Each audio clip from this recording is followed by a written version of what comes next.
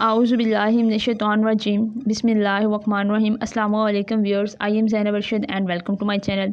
Students, आज की इस वीडियो में हम ज़ू 510 का जो लेक्चर नंबर है 146 से डिस्कस करेंगे। लास्ट वीडियो में हमने पढ़ा था कि हम कौन सी डिज़ीज़ डिस्कस कर रहे थे। वायरल डिज़ीज़ जो है वो हैंड्स के अंदर हमने पोल्ट्री फार्म्स जो के अंदर जो हैंड्स को लगती हैं वो डिस्कस कर रहे थे। आज जो अभी डिस्कस करनी है वो है बैक्टीरियल डिज़ीज़ भी इन्फेक्शियस डिजीज़ हैं, तो इसलिए यहाँ से हम इनके आपने शॉर्ट क्वेश्चन भी नोट कर लेने हैं और मोस्ट इंपॉर्टेंट ये है कि यहाँ से एमसीक्यूज आ सकते हैं। इनके सिम्टम्स, इनके कॉजिंग एजेंट कौन सा है जो ये बीमारी काज करता है, कौन सा बैक्टीरिया है, वो नेम आप लोगों ने स्पेसिफिक बीमारी को लिए याद रखने हैं। Infectious coryza, what is fowl coryza fowl बीमारी कौन सी है? ये हाईली कंटेजियस है। बिल्कुल लास्ट वीडियो में भी हमने पढ़ा था, जो पहली बीमारी पढ़ी थी तो वायरल, ठीक है। ये भी बहुत ज़्यादा फैलने वाली है। Acute disease of upper respiratory tract. Upper respiratory tract का मतलब यह है कि नोज़ से लेकर नीचे जो गर्दन वाला तक रिस्पायरेटरी इनका ट्रैक्ट होता है ना, ठीक है, सांस की नाली होती है, इसमें बीमारी पैदा हो जाती है।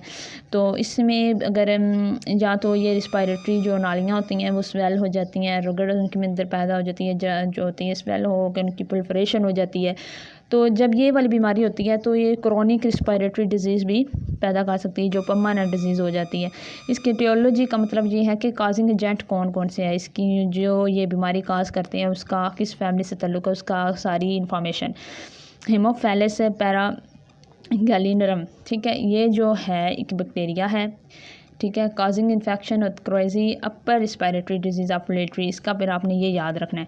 ये स्मॉल कोकॉइड और ग्राम नेगेटिव रॉड, ये उन्होंने स्ट्रक्चर बताई हुई है इस बैक्टीरिया की शेप्स होती हैं, या वो गोल शक्ल के होते हैं, कोकॉइड उनको बोलते हैं, या वो इस तरह रॉड की शक्ल में होते हैं, ठीक है। तो इनकी जो ग्राम नेगेटिव होगा और नॉन मोटाइल होंगे, यानी इनके पास फ्लैजिला नहीं है, ये मोटाइल हरकत नहीं करेंगे। और इनकी जो स्टेनिंग है वो क्या है? एग्जिबिट्स बाई पोलर स्टेनिंग का क्या मतलब है? अब अगर किसी जगह पर ये बैक्टीरिया मौजूद है या किसी ऑर्गेनिज्म में ये बैक्टीरिया मौजूद है, अब हमने शनाख्त करनी है कि इस हैंड्स को बीमार करने वाला कौन सा बैक्टीरिया है। तो हम क्या करेंगे, लैब में जाके उसका एक पस सेल या उसका कोई भी एक छोटा सा क्रॉस सेक्शन है उस ऑर्गेनिज्म का या उस चीज़ का लेके जाएंगे जिसमें वो बैक्टीरिया मौजूद है। तो उसके ज़रिए हमने फिर माइक्रोस्कोप के अंडर इसकी स्टेनिंग करनी है, ठीक है। बाइपोलर स्टेनिंग क्या होती है? ये एक स्टेनिंग की टाइप है जिसमें हम देखते हैं मुख्तलिफ स्टेनिंग कलर यूज़ करते हैं। कलर यूज़ करने के बाद अगर ये जो होता है मोहेपिलस, इसकी शेप इस तरह होती है ना, रॉड शक्ल की, जिसे हम बेसिलाई भी बोलते हैं। इसके जो हो गए ना ये इसके एंड्स होंगे जो ये ज़्यादा स्टेन हो जाएंगे, यानी यहाँ पर कलर ज़्यादा शो होगा और दरमियान में कलर जो होगा वो मध्यम सा थोड़ा नज़र होगा, यहाँ पर डार्क इंटेंसिव कलर शो होगा। अगर ये इस तरह कलर शो हो तो ये उस बात की निशानदेही है कि ये जो बैक्टीरिया ये कौन सा है? होमोहेफिलस पैराग्लैनम, ठीक है। तो पैराग्लैनम जो बैक्टीरिया उसकी शनाख्त करने के लिए हम कौन सी स्टेनिंग करते हैं? बाई पोलर स्टेनिंग, ठीक है। तो इस क्योंकि ये इसी एग्जिबिट करता है ना, तो इसके दरमियान वाला रीजन स्टेनिंग के दरमियान कलर्ड नहीं होगा, आस पास वाले जो इसके एंड्स हैं वो ज़्यादा कलर्ड हो जाएंगे। ये आपने याद रखनी है सिर्फ इसके टर्म को। What are symptoms of disease के सिम्टम क्या है? क्लिनिकल कंसाइज क्या है इसके? Serous to mucous nasal mucoid region discharge with foul smelling, ठीक है। अगर आप देखें तो यहाँ पर हैंड का ये जो फेस है आपको स्वेलिंग करता हुआ नज़र आएगा। इसमें देखें आप तो नज़र आ गई, आइज़ भी स्वेल हुई हुई हैं, ठीक है। नोज़ भी जो है स्वेल हुआ है, उसका जो माउथ है वो ओपन है, ठीक है। यानी इसको रिस्पायरेटरी डिजीज़ होने की वजह से सांस में दुश्वारी आएगी। आँखों के इर्द गिर्द एडिमा यानी स्वेलिंग हो जाएगी, नोज़ की स्वेलिंग हो जाएगी, आँखों और नोज़ से पानी निकलेगा और वो पानी क्या होगा? स्मेलिंग होगी, यानी उसकी बहुत बुरी स्मेल भी होगी। फेशियल एडिमा का मतलब है कि चेहरे की स्वेलिंग, ठीक है, ये स्वेलिंग हो गई है। नेक्स्ट है कि कैटिव्स, ये भी इसका मतलब यही है कि ये ना चलेगी ना फिलेगी, इसको बड़ी वो दुश्वारी होगी, ठीक है। तो ये नेक्स्ट है हमारे पास स्वेलन वाटलेस का मतलब ये है, मैंने बताया था ना वाटलेस होते हैं, तो ये भी स्वेल हो जाएंगे। डायरिया का तो आपको पता ही है।